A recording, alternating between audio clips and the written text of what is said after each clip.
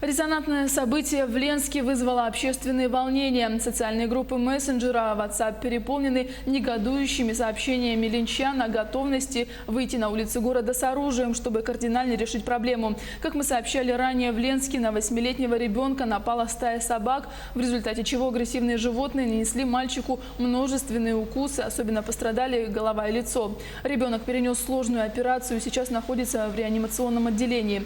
Неравнодушные ленчане собрались в зале Центра досуга и народного творчества, где обратились к руководству района с требованием принять меры.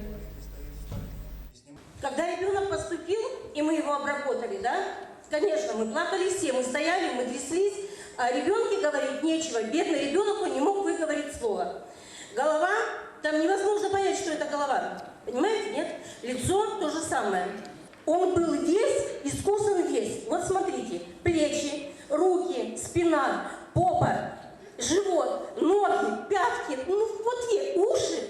Одно ухо было вообще там, оно не синее, оно, наверное, черное. Но вы понимаете, какой стресс для ребенка? Это нужен психолог однозначно.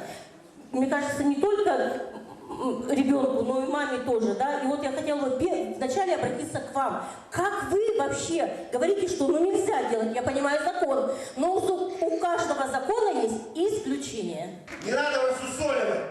Вы власть, объявляйте ЧС, берите ветеринарку, а кто эти зоозащитники, извините, кормильцы, вам нужны эти собаки? Берите землю в администрации, огораживайте территорию, кормите, содержите, там, поите их, там, расчет.